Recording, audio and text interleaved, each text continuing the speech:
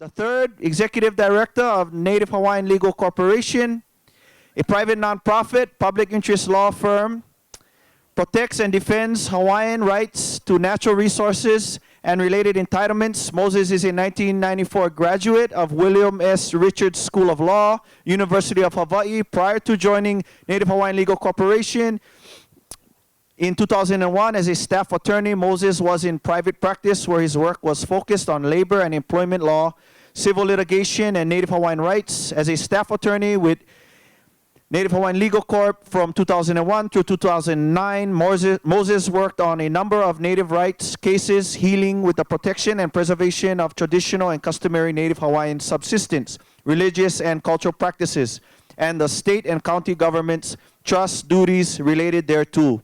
In 2007, he was recognized by a major Honolulu daily newspaper as one of 10 who made a difference for his work related to protection and preservation of historic and cultural properties. Mahalo, Moses.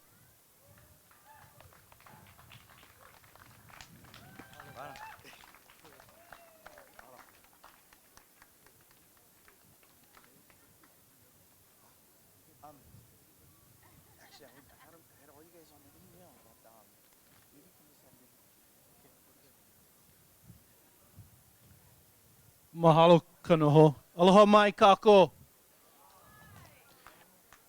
Hey, this is a great day. It's a beautiful day. So that's how I want to start off this next panel discussion on a positive note. And we're going to be talking a lot about our own as Hawaiians, our own way of seeing what is happening in Hawaii today and how we as Hawaiians might go forward in that respect. And so if I could, I'd like to begin to call up the rest of the panel. Kalekua Ka'eo. He told me just to say that he's a proud graduate of Wailuku, or Baldwin High School. I blew it already, brah. And then Naalehu Anthony.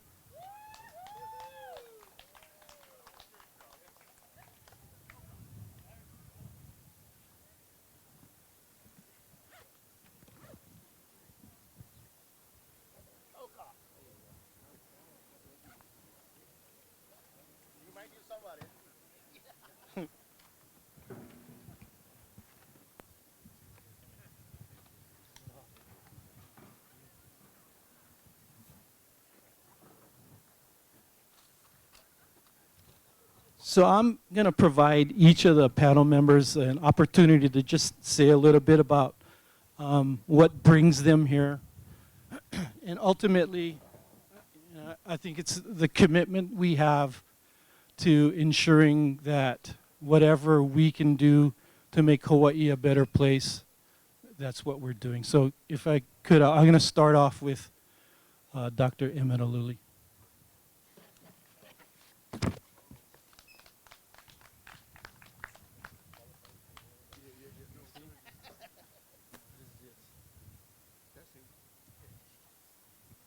All right. Mahalo for Aialoha Molokai.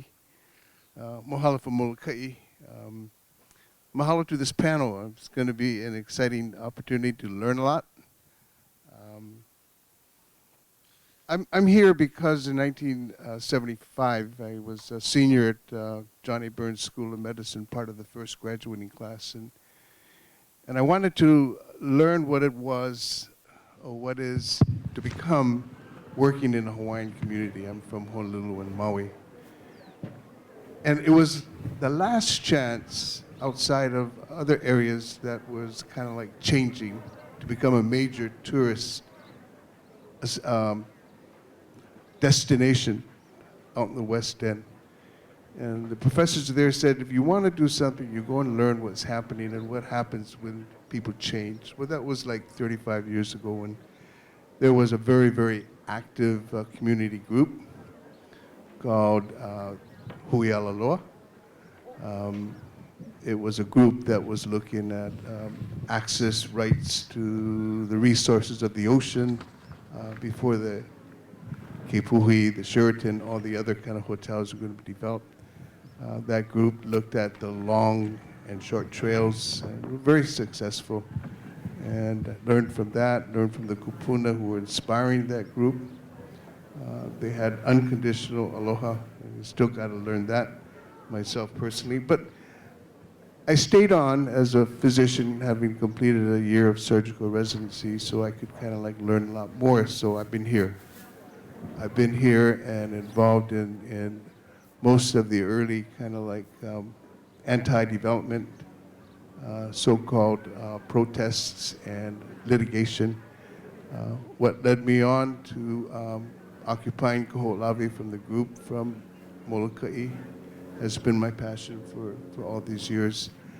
And then moving on to kind of like Kokua, the work of the Pele Defense Fund against geothermal some 30 years ago. So it's been a learning experience and something that I really need to spend more time sharing about these experiences. So I'm here because Kanoho Wailuku asked me to be here, and because the other panelists who were going to be here are actually on the way back from Honolulu. So thank you.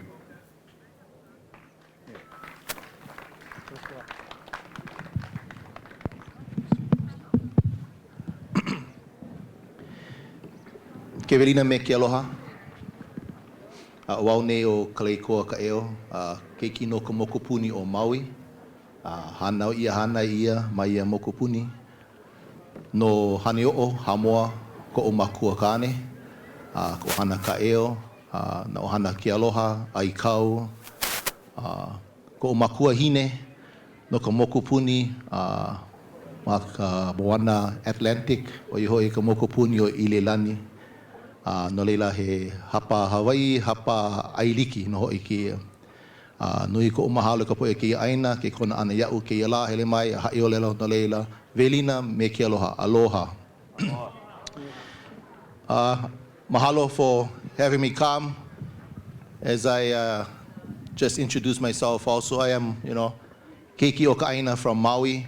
My father was born in Hana and comes from Hanioo in the Hamoa area in Hana, and from the families of that area. My mother is Irish and comes from Ireland, but raised in Liverpool in England. And so I have an interesting background, but also I think perspectives in life. Born and raised in Maui, proud graduate of Baldwin High School. Baldwin High School graduates, all right. Also did my studying at University of Hawaii at Manoa. And it was during that period where I really got to have a lesson in life and learn a little bit about more what is going on in our community.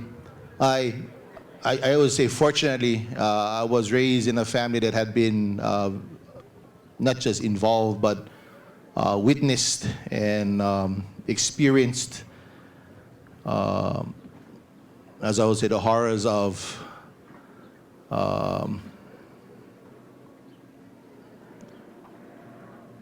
when big money comes into the community. You want to say eviction, you want to say loss of land, and so forth. So part of who I am is that I still got that bad taste in my mouth, and sometimes that bad taste has been used to fuel me to do and many times say what I want to say, to represent those who have been the victims in this process. And so with that, I'm currently a faculty member at the University of Hawaii Maui College, where I teach in the Hawaiian Studies and Hawaiian Language Department. And fortunately, I see it as a privilege to work with many of our young Opio to share and to bring forth much of their own understandings and histories. So we can prepare our next generation to become the great leaders that they need to be so that we can ho'omau into the future.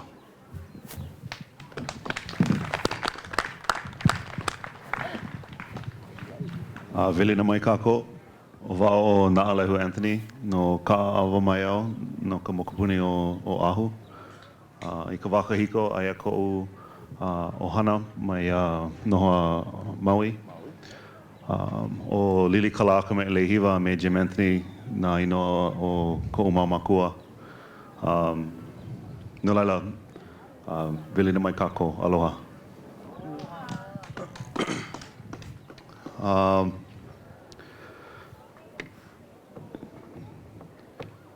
Well, I came too because Konoho asked me to come. He called me up on a Sunday morning and asked if I would come and talk story, and we talked a little bit about how what I'm currently doing now ties into the current issues that come up and have continued to come up in these rural communities. I think that when you look at how it is we define ourselves, we have an opportunity to say how different we are across the different mokupuni.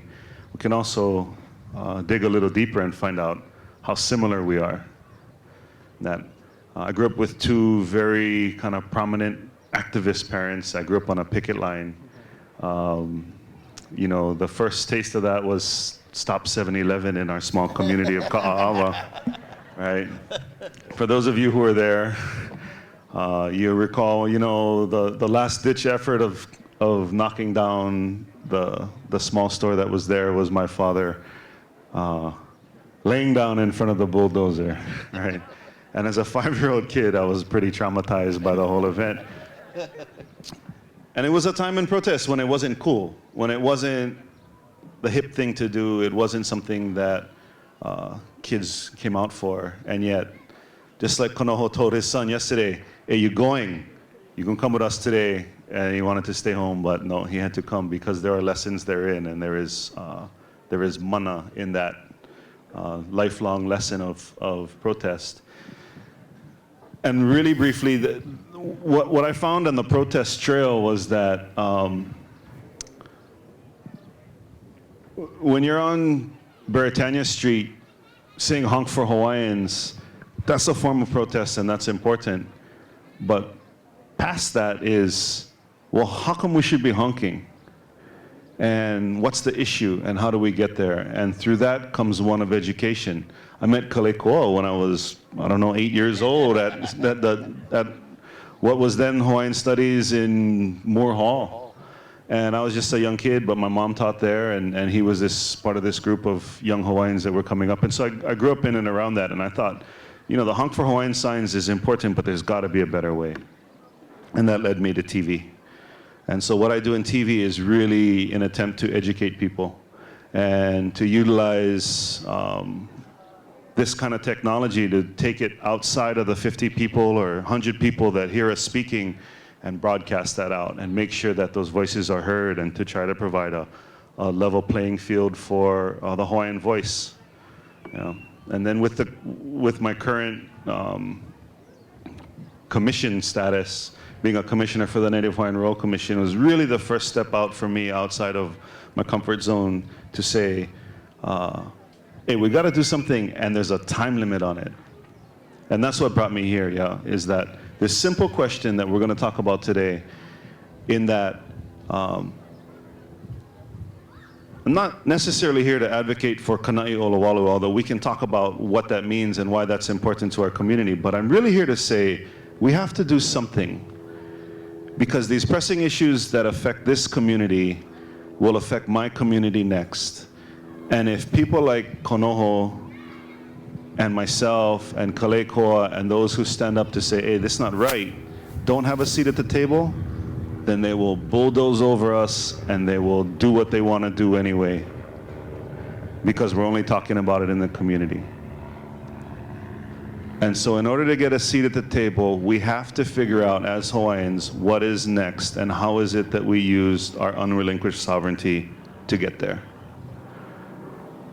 So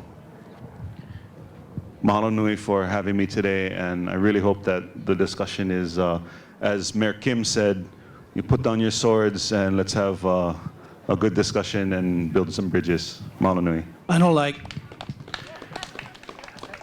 I'm an attorney.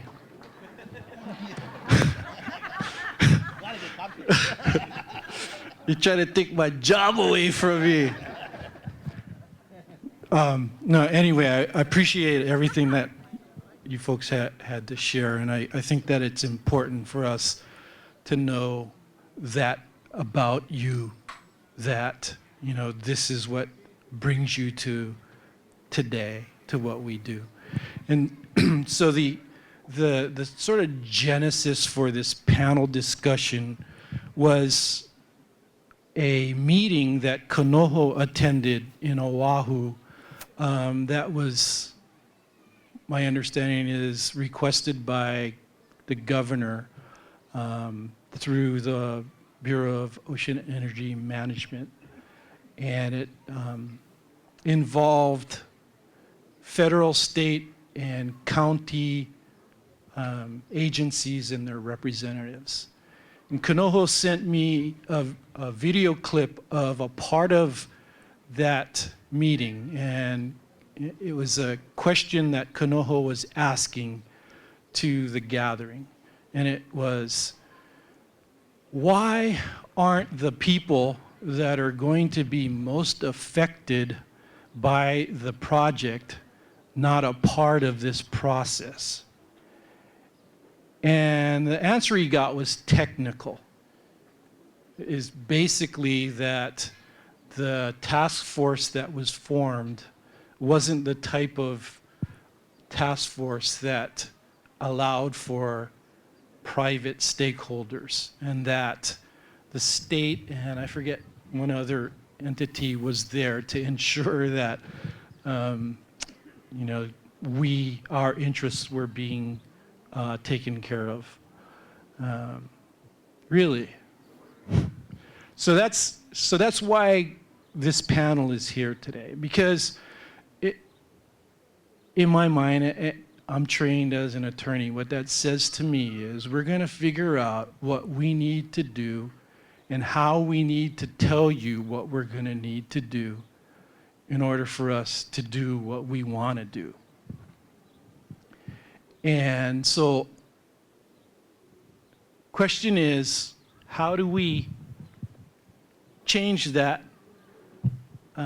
way of operating? What can we do to change that? And in a more concrete way, what's the best way towards independence and the representation of Native Hawaiians in this time, and with respect to the specific issues that are being addressed today. So with that in mind, and as the backdrop, I'm just going to ask, you know, whoever wants to speak to it first, to just grab a mic and go for it. Else I'm going to call someone.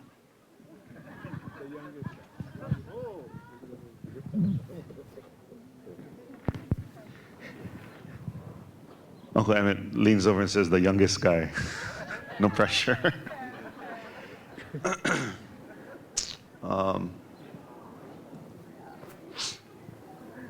Okay. The continuum of story goes like this, right? Our people came here arguably 2,000 years ago and persisted through all of these islands and built a society that is about the same size that you have today. And they ran it, and they flourished, and they figured out a way to live in harmony with this place up until about a couple of hundred years ago. And in the span of our recent Hawaiian history, we've managed to get to a place where 90% of our people died off. Oahu has 7 days of food on the island that's fed primarily by container ships. We're burning all this oil to keep our energy needs fed. And we're living in this totally unsustainable practice. And I would argue, with the exception of Molokai, that's mostly true. And yet, on Molokai, you have these individuals, these families, these people who are tied to this aina that have the ability to make the hard decisions and say, no, you cannot drive your boat over here from Hawaii Kai and rape our reefs because you've already done it to yours. Because these feed our people, these feed our kids, these resources are for us because we have kuleana to this place, right? And so, if you're gonna start the hard conversations about, today's topic is energy, then what better place to have that conversation than here for the people who still manage this place the way we have for thousands of years, who haven't folded to all of the things that we've talked about in these panels before this one, whether it's the money or the jobs or all of these things. They still interact with this place with this idea of kuleana, right? Because whatever triggers next is what these guys were talking about is permanent, right? The 28 truckloads to fill in this footprint, to put the turbine up. Once it's there, right? And so the key problem to me is that the people who were able to maintain this place, the families whose ieve are planted in this aina, don't get to say whether or not they agree with it at the level where the decisions are being made. And that goes to what I'm pretty sure everybody can agree upon is the illegal overthrow 120 years ago this week, right? And so we've taken 120 years to figure out as a lahui that, okay, the bugger was illegal. Everybody agrees that, right? And there was no annexation except for that one statue at McKinley High School that the guy's holding the paper of annexation, right? That's no longer up for grabs in terms of whether or not we agree or disagree. Everybody agrees to that. The part that we gotta figure out as people is how do we sum those two realities that split 120 years ago back together to be able to maintain our resource, okay? And the part that I wanna add on to it today, which hopefully furthers the discussion, is the big decisions that are coming really quickly. The state's broke every election cycle. Our energy needs are getting worse. Barrel of oil only goes up in price. The pressure to bend our set of individual beliefs and morals gets harder and harder and harder every year. And at some point, something is going to trigger us to be left behind in the decision process, this community, our community, and they're going to say, sorry, brah, this is the only way it can happen. And they're going to do it. Whether it's a cable, whether it's wind, whether it's selling off ceded lands to balance a budget, all of those things are what I've heard today as irreversible. And then when we come up as a lahui with what we want to do next and how we want to organize so that we can move forward, we will inherit those choices, right? We won't be part of making those choices, we will inherit them. And then our kids and our grandkids will have to deal with the decision or indecision that we made at this time period. So for me, there's a sense of urgency that really persists in my na'au as to why I wanted to participate in Kana'i Olowalu, right? For those of you who don't know about the Native Hawaiian Royal Commission, it's really simple. The first step in addressing unrelinquished sovereignty is who wants to participate? Raise your hand. Who wants to participate, right? And if you do, great. And if you don't, that's great too. But that's the first step. And that's all we're tasked in doing in this first step. And I'll say, you know, knowing that we got two cameras rolling here, that group of people is already recognized by the state as the group. So for those of you who are kind of kanalua about it, it really begs a larger conversation, not at the Energy Summit, about that, because there are consequences to signing up and moving forward, and there are consequences to not, because of the way Act 195 was written. And so it really is worth a larger debate. But all I want to concentrate on today is that there's a timeline, that these, if Kanoho can't get a seat at the table to represent part of Molokai, then what happens when they say, forget it, we're going to bring the bulldozers anyway? How do you fix it, right? And then it becomes contentious, and then it's about what Mayor Kim is talking about. So I guess in the grand scheme of energy security, material security, food security, you really have to have a larger discussion about how it is that the people who maintain this place for 2,000 years still get a seat at the table to move forward. Next oldest in line would be Kaleikoa.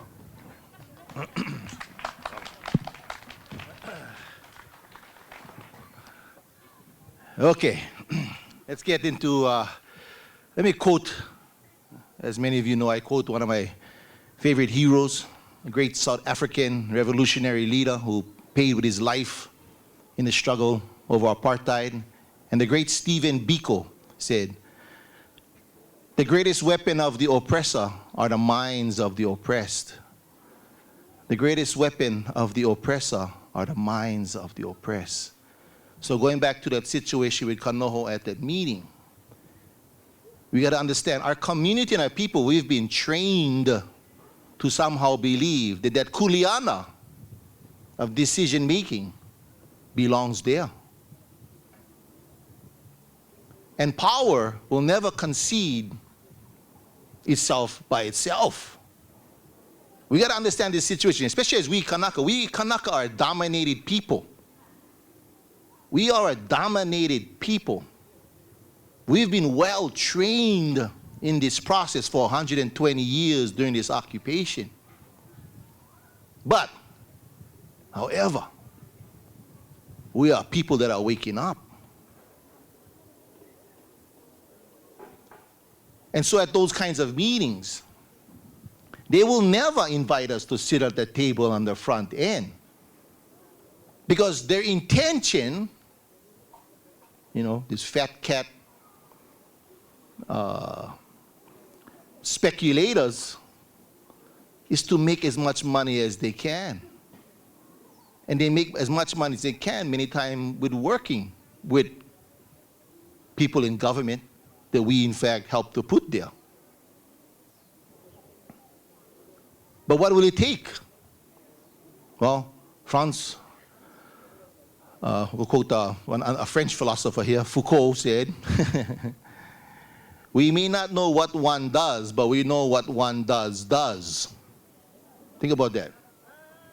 And so going back to Kanoho's action, little did he know that little action that he attended that meeting, what would blossom out of that.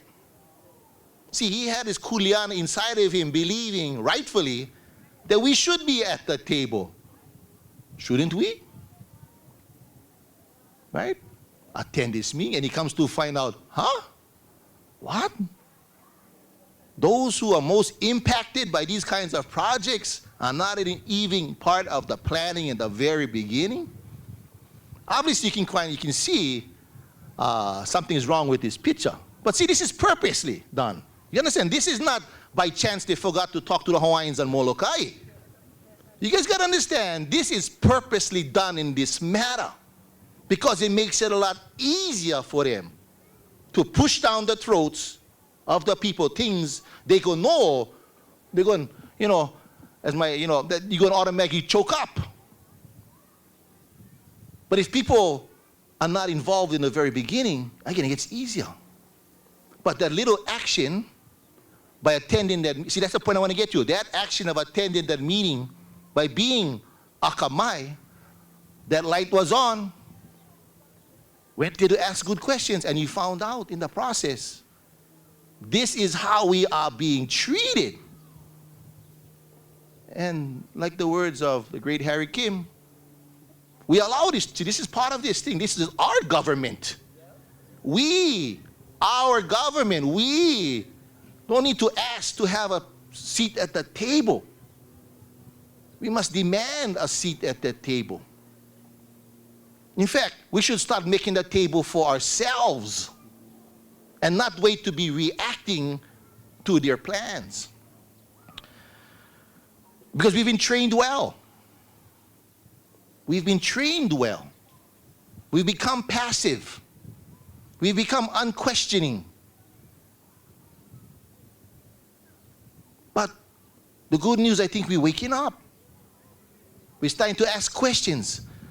We're starting to have more conversations with our own cousins out there. Hawaiians are starting to reach out and work with more and more other people who have the same kind of dreams of having a safe and healthy environment out there on Molokai or on Maui or Hawaii Island. And I look at these kinds of situations and I say, this is opportunity. If you really understand it, this is opportunity for people. This is a chance for us guys to actually write our future.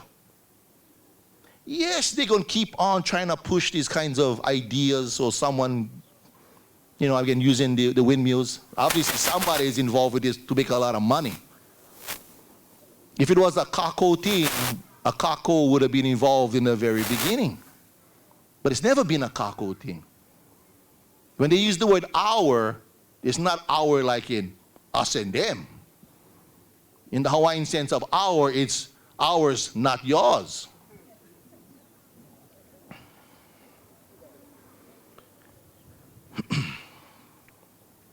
And so I look, one of the key issues for me is to understand, when I use the word self-determination very much in this way. I heard that word mentioned earlier. Self-determination starts with each place, space, people, family, for themselves, first understanding who they are. And one of the things I teach in my classes as an educator, I teach this I don't want to say four-step process, but a four-piece process. That first we got to recognize as people, open our eyes, recognize, learn, study, understand, be educated, not trained. Know our situation, know our history, know what's here, know what's there. Recognize. Then you got to analyze the next step. You got to analyze. You got to start to look at the situation, the power station. Who are the players with this wind farm? Ask the question to Molokai, who is this power for? How does this benefit Molokai? Is Molokai just a little colony now for Oahu? Is that the purpose of Molokai to become? For whom? For whom are the resources? If I could interrupt for a second, if there's anyone with the state or the county that can come up and respond to that, you're invited.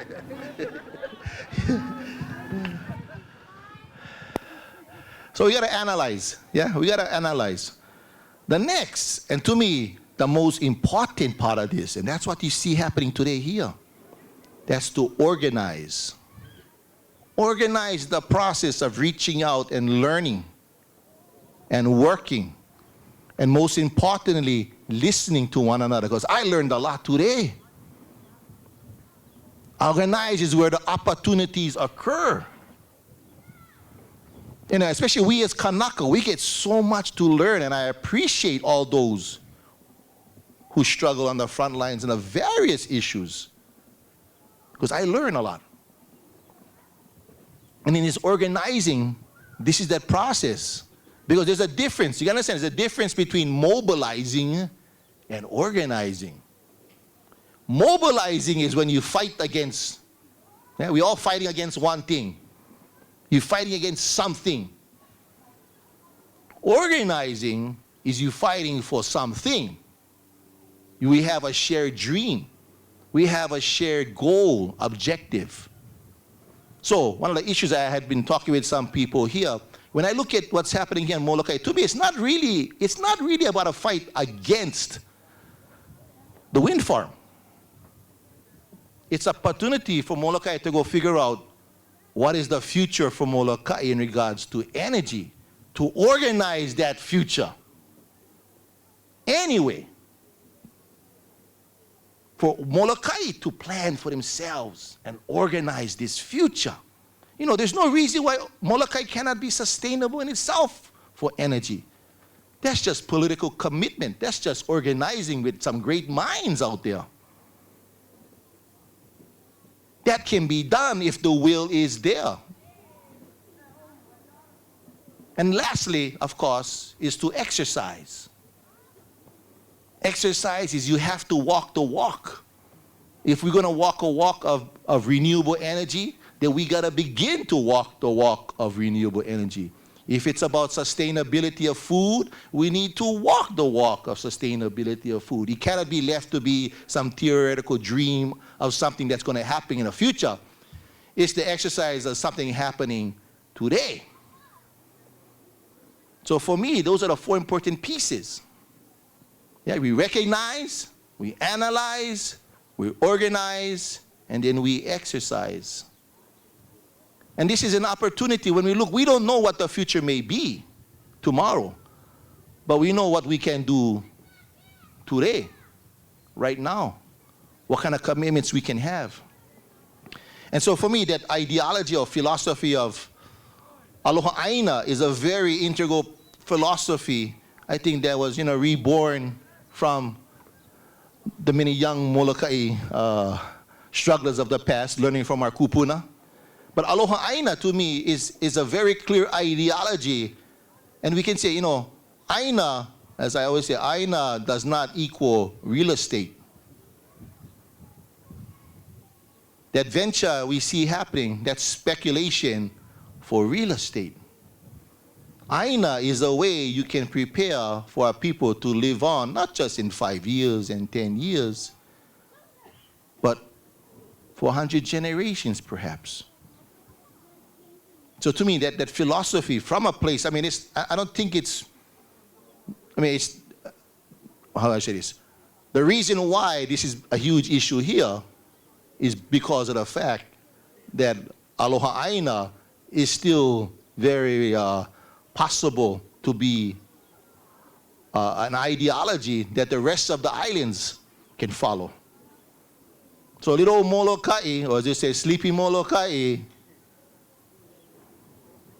maybe is the one that's going to wake up the rest of the islands in regards to where we need to go. And so I know I can keep on wala'au, so I'll pass it on to the guy a little bit older than me. Yeah. Thank you. Thank you. Like a lawyer trained, I'm trained as a healer.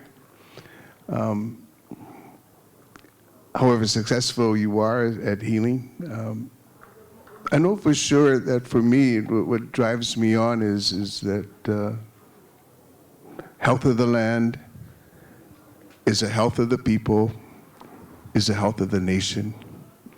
So everything I do, I try to kind of keep on reading that through in my work, not only in my clinic and at our hospital, but on Kaho'olawe.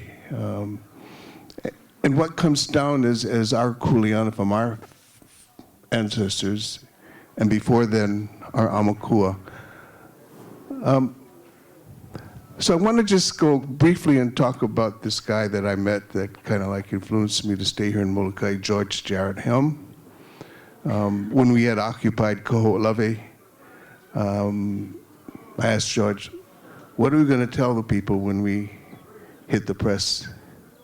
And it was simple for George because he'd doing his homework.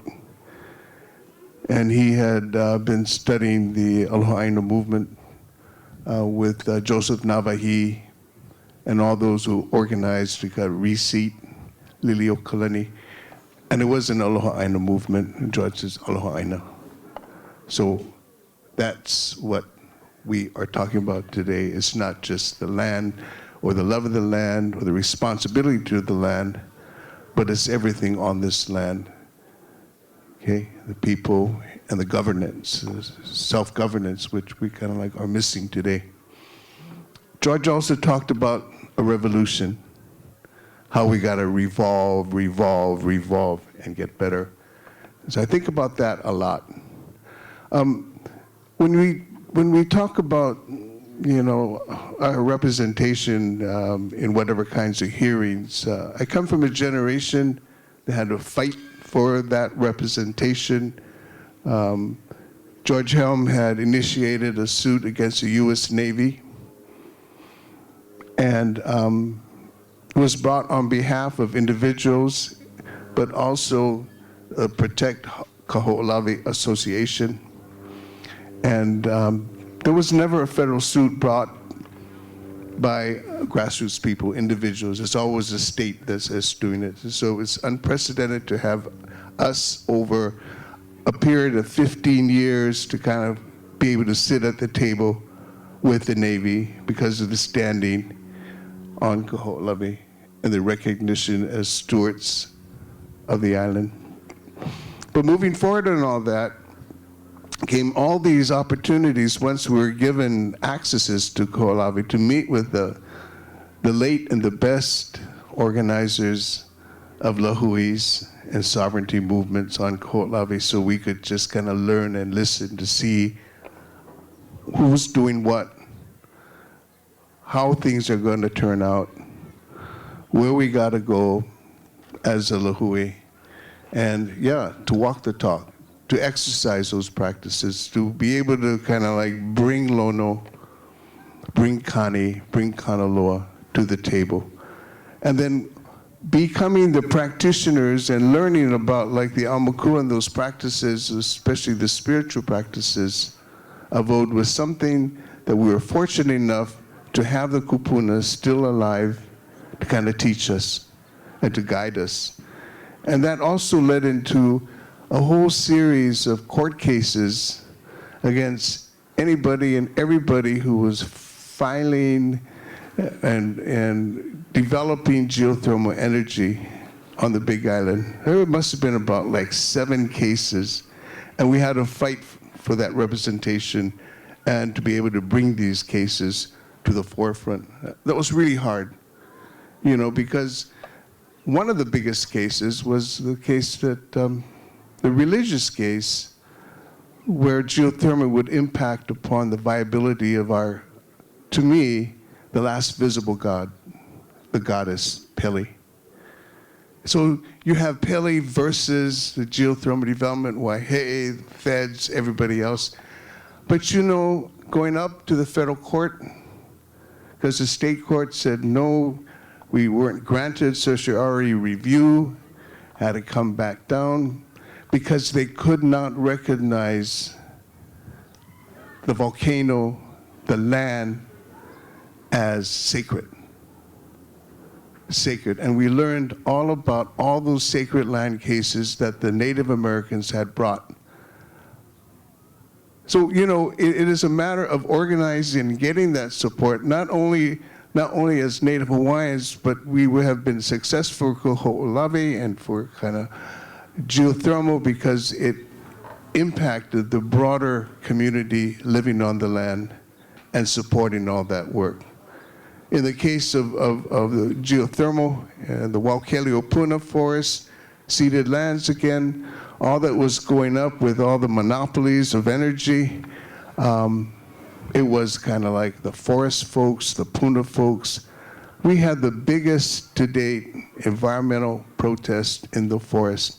And so being able to organize, you're right, organize, strategize, analyze, and exercise, we have been successful because we have had all that opportunity to kind of represent ourselves and our kupuna and our Aumakua. So that's the kind of like things that have kind of like taught me, motivated me, and I'm still here. But I just must say that it is crucial because what we've done as almost an elder, but I am an elder, I guess, except as the elders before me from Molokai says, you're never going to be an elder because you don't got that unconditional aloha.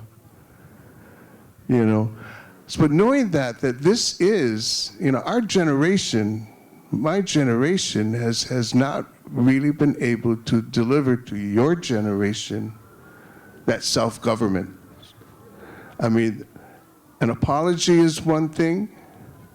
Recognition on the federal level didn't happen. We're looking at acknowledgement. We're looking at us as indigenous folks, which have been recognized. But if we are not able to do something as a Lahui, as a supporters, as Molokai, this generation, then we really fear that we're going to lose it. And the self-governance is not going to come where it is anticipated and we're recognized as a people that we could come to the table and be in almost the same kind of condition. I just have one story to tell you that we are kind of like trying to think about as a family. My grandfather was fortunate enough from downtown Wailuku and then from Kipuhulu to kind of go to Yale Law School and come back and did his thing. But one of the last things that he did was in the very first congressional hearing for statehood. And he told in his written testimony that unless you recognize the Aboriginal people of Hawaii, as you had just recognized, and this is 1937, the Indians, as you were called then forget about statehood. In the sense, he was saying that we have to kind of continue that move to kind of like keep our own nationhood. But anyway, that's a quick story. And then, it's a nice opportunity to kind of continue to discuss and learn from you. I know of anybody who does talk like George Helm. Like, oh, that's you.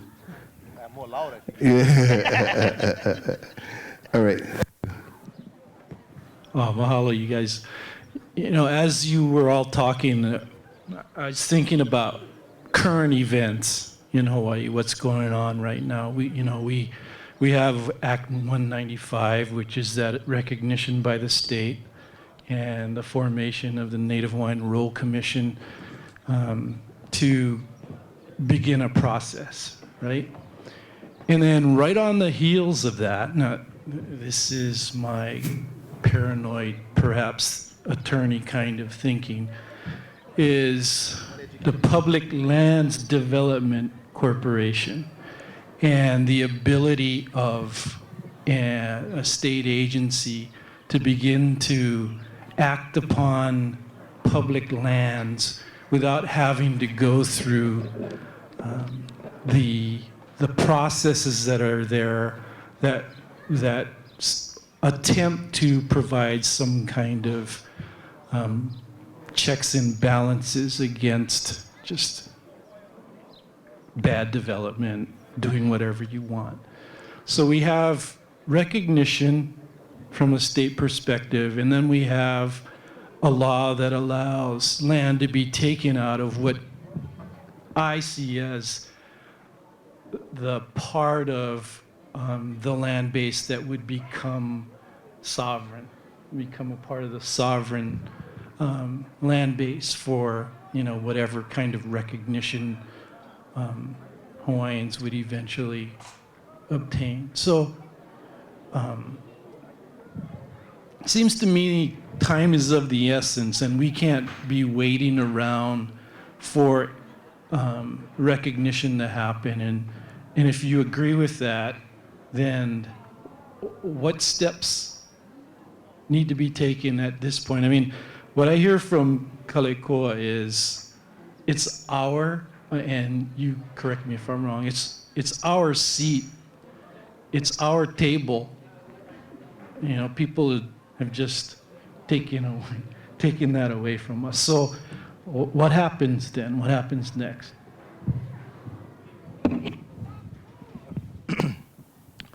Well, First of all, you got to recognize in this history, you know, we've been occupied for 120 years, and I don't use this word occupation lightly.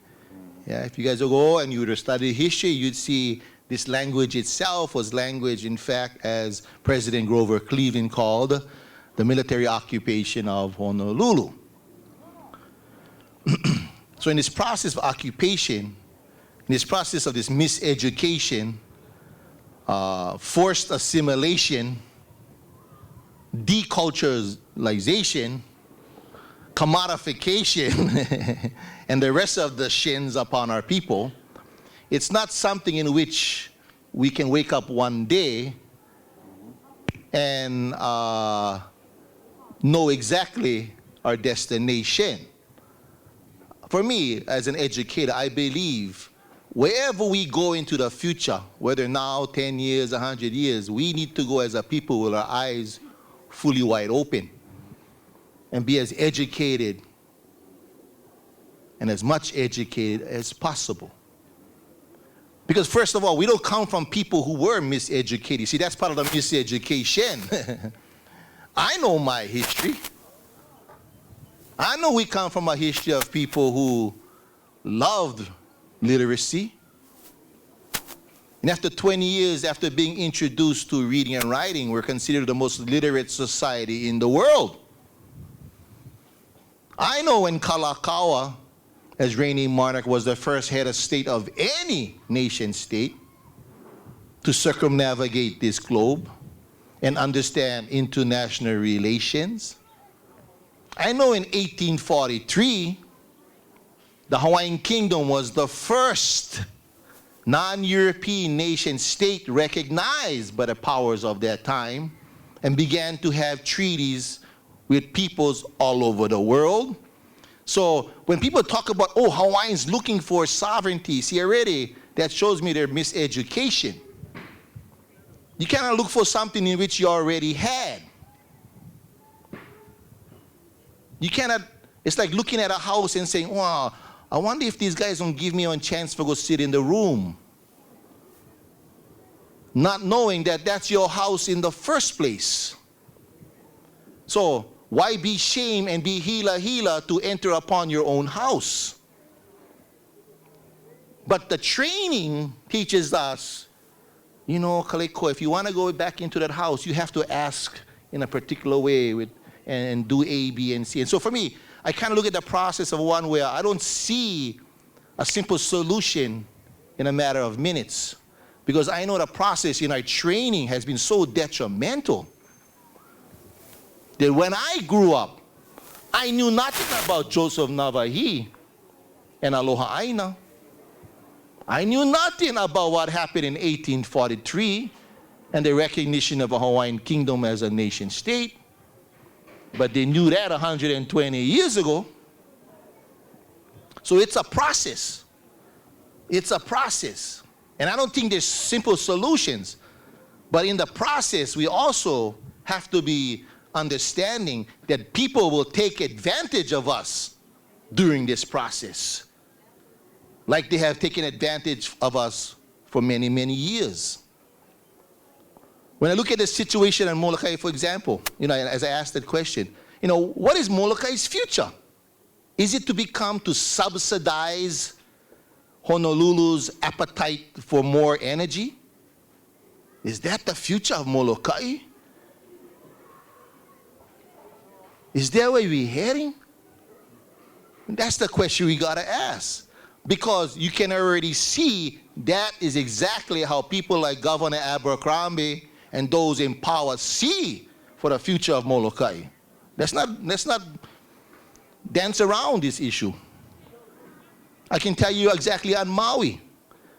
Governor Abercrombie is right now, through his administration, is pushing to develop a housing project in Leali'i. Leali'i is that side of with a Lahaina gym up in that area. We have some Hawaiian homes there. They want to put up 1,000 homes up there. But whose lands are those? Those lands are part of the lands. 1.8 million acres of lands were taken from my people in 1893. Lands that our people never consented to being taken and have never consented even to this day. And yet, this is the first time where Abercrombie is looking to develop those lands to be sold to everybody else. And he's supposed to be our friend? And I say, because we got to be honest about this stuff. Let's be honest about this stuff. To me, honesty is the key. When you're not honest, you're fearful. What is the future? Well, let's look at what is this power for from this island? Who is it going to service? You think it's really going to service that family that lives in Haia and Waimanalo? You're kidding yourself. Who's the greatest user of energy on the island of Oahu? The military and the mass tourism economy. You know, at one time, and I don't know what it is, 20 years ago, I remember, this was interesting, 20 years ago, I remember this fact, never forget that. The Sheraton Hotel in Waikiki, that's one hotel now, used to use more energy than the whole island of Molokai. Think about that. Think about that. So when they talk about energy, see, it's not simply who is most against renewable energy. It's those who need the most. See, energy, when you look about energy, especially electricity, it's really about that peak energy. It's about that capacity. That's what they want, the capacity. That when the military or the huge hotels need that capacity of power, they have that ability. It's not really about, see, renewable energy doesn't afford that. That's why those big money changers, they're most opposed to that. They're opposed to the common person being able to have power that sustains themselves. Why? Because it affects that possibility of holding that peak power. How do I know? I'll use the example at Maui. They proposed to build upon the summit of Haleakala, the tallest building on Maui, 11 stories high, the ATST, the Advanced Technology Solar Telescope, 11 stories high, the tallest building on Maui, on Haleakala. On whose lands? Our lands. Lands that we've never, again, consented to giving up. Now that telescope is said, when they run that telescope, you know how much power that telescope is going to need to do this great important research out there? As much power that fuels 4,000 homes. Not 4,000 people, I said 4,000 homes for the one telescope. So we talk about energy, so we got to understand these are all the players that are in the game. They're not talking about putting, solar, on your houses and how to. These guys, what they're looking for is the access to that much power so they can continue to do more militarism and more mass tourism in this island. So we have an uphill battle. When you look at economy, see, we get also trained to think, for Hawaiians, we get trained to think, oh, it's an economic question. Hawaiians, you solve the question, you just get more money. No worry, they throw some more money. We can go settle some lands. You can get $200 million. Woo, jump around, right on. You solve your problems. You foolish. Hawaiians have never had an economic problem. I repeat, we don't want economic problem. I start with the Kamehameha schools. How much billions of dollars do they have? I said billions now, not millions. I was going to say between $8 and $10 billion. Billion. But who controls the assets? Hawaiians? Just think about that. OHA has a portfolio. Millions of dollars. So it's never been about how much I would say this, how much more billions of dollars do Hawaiians need? It's not the billions of dollars that we need. It's the control of those resources that we need. And that's a political question. That's why today you see that question of Hawaiian politics is so important. Because those that are most threatened by Hawaiian unity, Hawaiians being educating, Hawaiians organizing, are those money changers. They're the most threatened because they understand who has been abusing our lands for far too long, who has been raping our resources for far too long, uncontrolled. But when we, and it's up to us to answer the question, when we decide to sit on the table and start to organize and then to exercise, they will face, they will face the judgment in a sense of they will no longer have total control of these resources as they have. And so my thing I say this, they're on the run. I know they're on the run. As the great Kwame Ture said, when they're doing something to you, you must be doing something right. Because if they're not paying attention to you, they don't give a crap. But when they start to put consultants and this and that and put money here, they're doing that because they're creating diversions. But diversions only last for a while. You see, that's the thing too, I understand, and I get faith. Diversions only last for a while. Sooner or later, the people understand in the education of, and I say, to me again, education is the most important part of this whole process. That we must be fearless in regards to sharing and learning from one another. And let me just end with the PLDC. Why is the PLDC happening now? Again, for the same reasons. This is like the last chance ditch mahele they want to do. And what is the PLDCs? Whose lands do they want to develop again? Our lands. Before the Hawaiians get in the picture, we're going to start doing some development and sign some contracts and this. That's what's going down right now. So for me, I like when I see them get excited. I know they're on the run. It also means it's us, all of us right here, right now. It's up to us. Are we going to organize? That's the question. The other words I learned were, the strongest swimmers swim in the roughest seas. I repeat, the strongest swimmers, they swim in the roughest seas. It's easy to go to tidal pool and wading pool and go swim around. But when you come from a people that faces this kind of money, this kind of power, these kinds of threats, and we're still here. And I say, if that's the best they get, we get them licked already.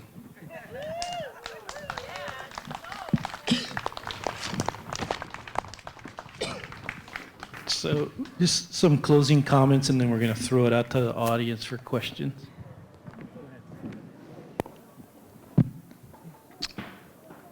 There was an analogy earlier that I wanna kind of harp on for a second, talking about how Oahu isn't even have any idea what they're using their energy for, or this idea that you look out on all the big buildings and they don't even have solar going, and so why should Molokai provide this kind of energy to this place that isn't even using the potential for what land they have available or what buildings they have available to move forward. And that goes to this idea of education, that in the same way that all the people here are talking about energy today is in a lot of ways preaching to the choir, because you guys already care about it.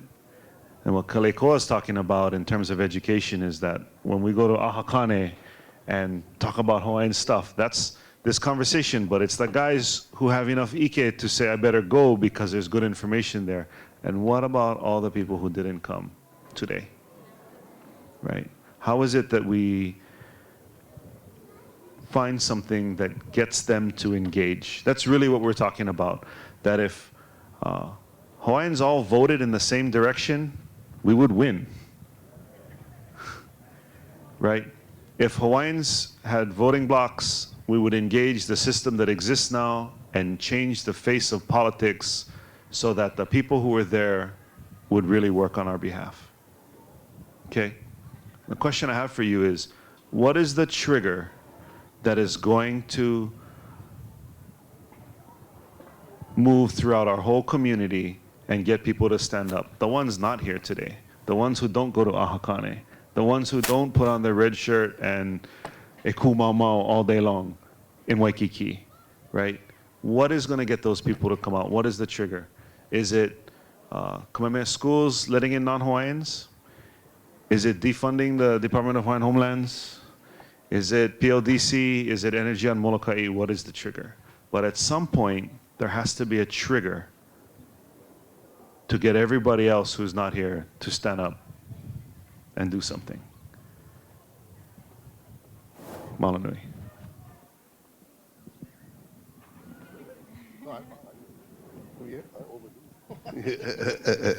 I'm learning. Let me just make some closing comments, and maybe later on we've got some questions. When I first came to Molokai, it was kind of like, I would say then it was the last Hawaiian island because the kupunas took care, they directed, they kind of like made sure that rather than anticipating your mahina, your ma'i by your calendar or your iPod, I mean, they looked at the moons and they knew that. And so there was just that whole transition, that I see as delivering babies and taking care of prenatal and after the neonatals, that's been lost. They don't have that anymore.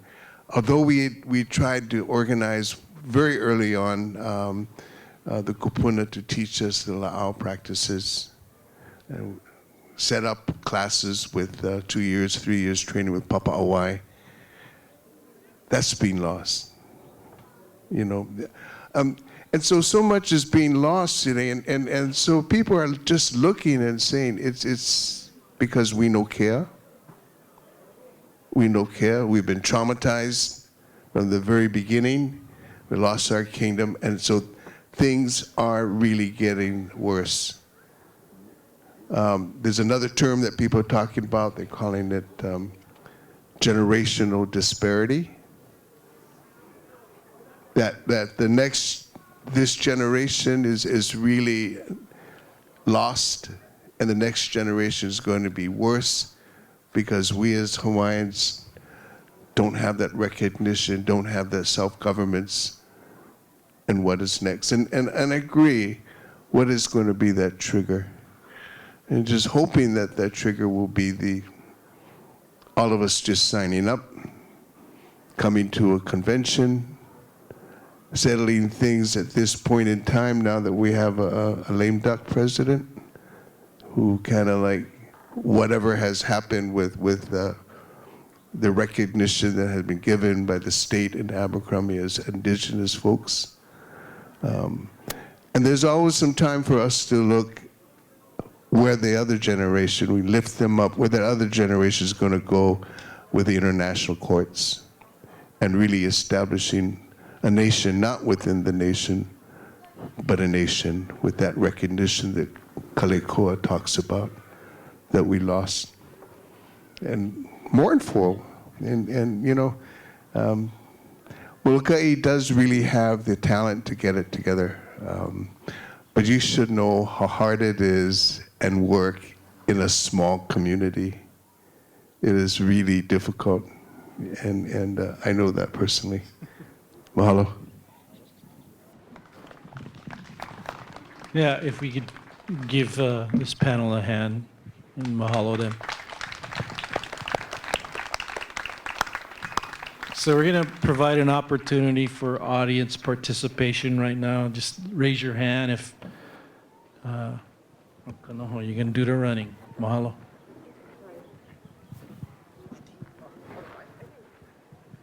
I just wanted to ask, and this is to the moderator, the windmills, the project is not on Native, well, maybe on Native Hawaiian land. It probably was the original on that, but on Molokai Ranch. Can Native Hawaiian Legal Corp help do a block on this? We are involved in it. You are involved. We represent resident of the island in this matter. So yeah, we're going to be involved in it. To help in court. Okay, that's all I want to know.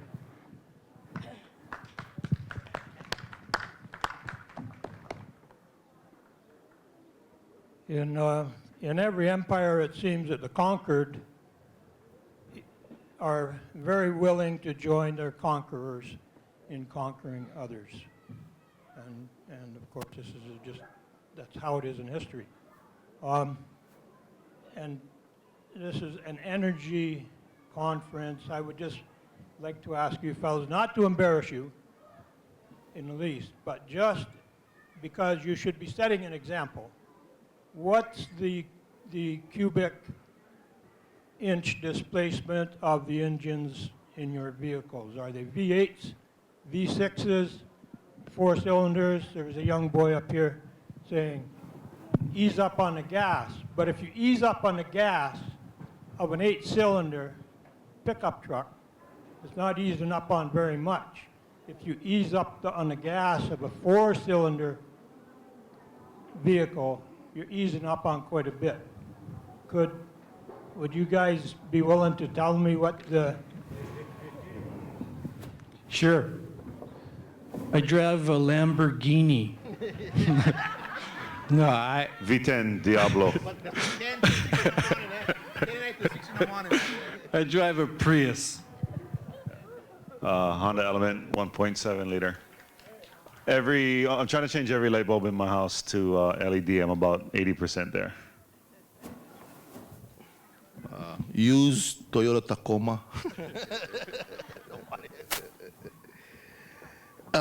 I just got surged out at my home in Honolulu and Homestead. I've just kind of like got to rethink that whole conservation. But that's what it is, conservation solar, alternatively. You bring up a good point. It's about examples, being conscious of that. So yeah, good question. Prius. Just add, I mean, what he's basically saying is, as Gandhi himself says, yeah, we gotta be the change. We gotta be the change that we seek. So, exactly.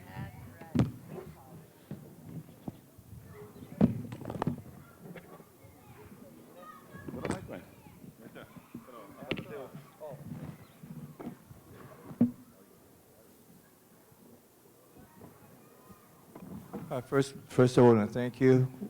While you were talking, my cell phone rang. It was a newly elected Councilman Wiley.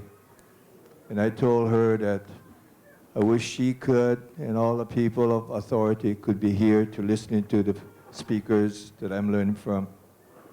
I'm going to be very arrogant in regards to answering your question. I don't think, you may. I said I don't know this community. But I don't think you recognize fully what the stature you have and the dependency you have. Not obviously examples of a kind of car and how you live a lifestyle does help. You can't be a hypocrite. But beyond that, I agree on the following that you said. Hawaii is on a threshold. Act 55 and 97 of what we've been fighting, trying to wake up the community, we said, is a blatant example of the disrespect of the people of this state. I ask of you know who you are, and I think you are looked upon for leadership. I think you know better than I do that we are on that threshold of almost no return. It's a real dangerous situation we are now because what will happen to Hawaii. Saving Molokai obviously is important, but I think going saving the state even more important, and you can be such a big part of that. Thank you very much.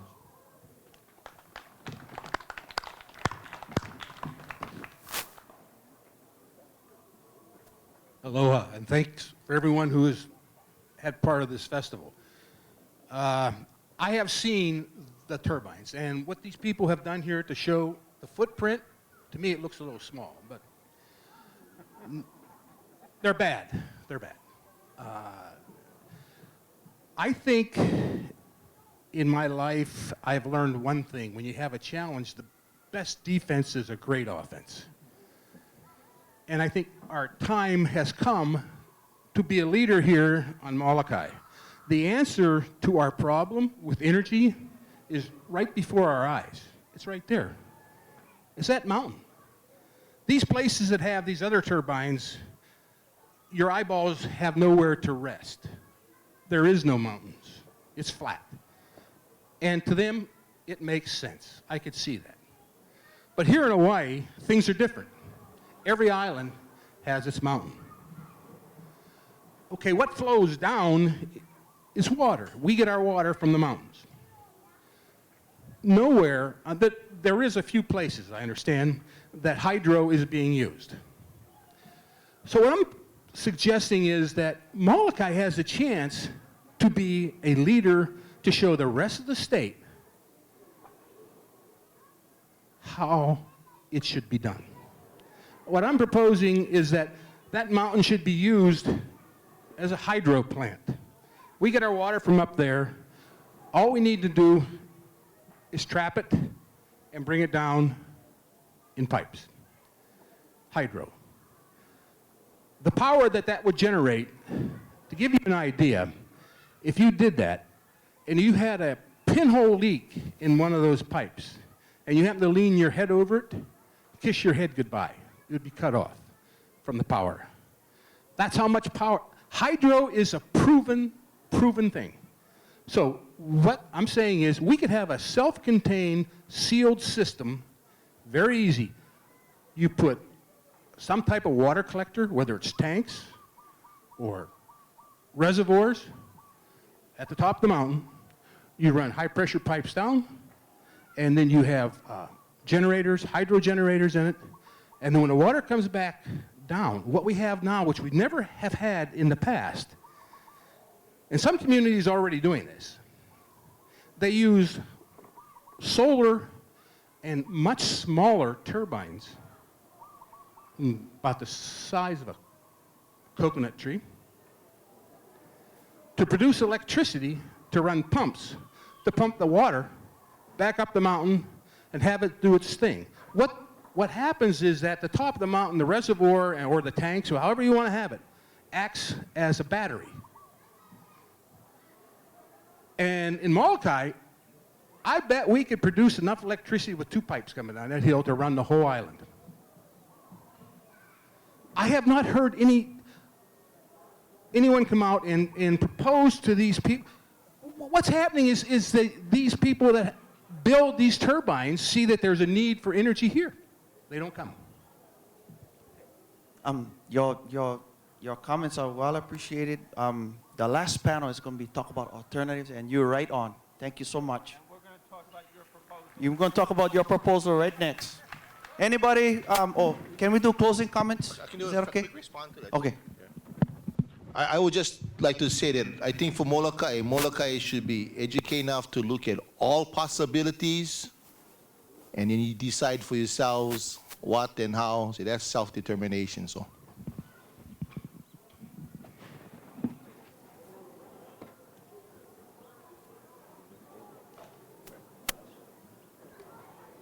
I know everybody's tired of looking at me, but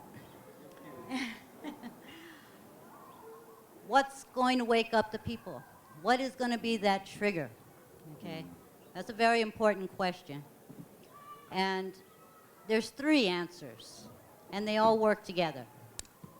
1, we need to get political science started earlier in our educational system. Kids graduate from high school and they vote because they receive a card. They have no clue who they're voting for, what they stand for. And then our government turns around and sticks it to us because they didn't vote appropriately. 2, get some honest politicians. Do not preach what you're gonna do and what you're not gonna do for the people. Turn around and lie about it.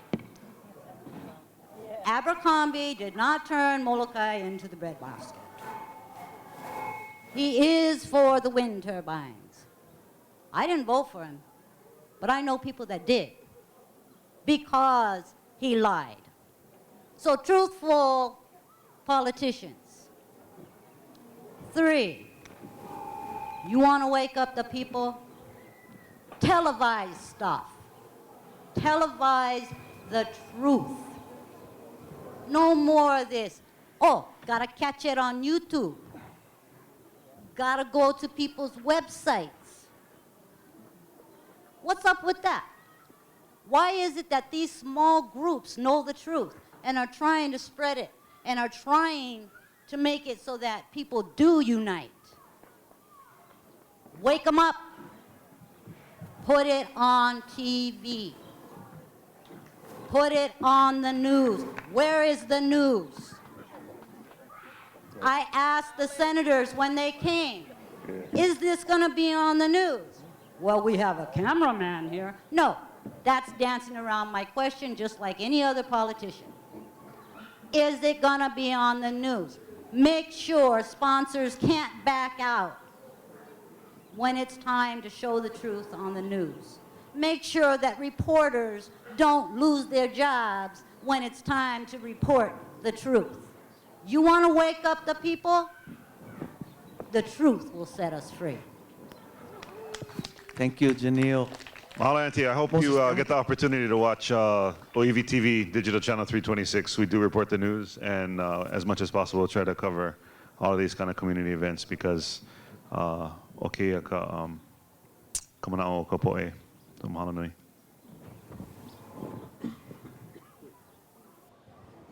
That's all, folks. Mahalo.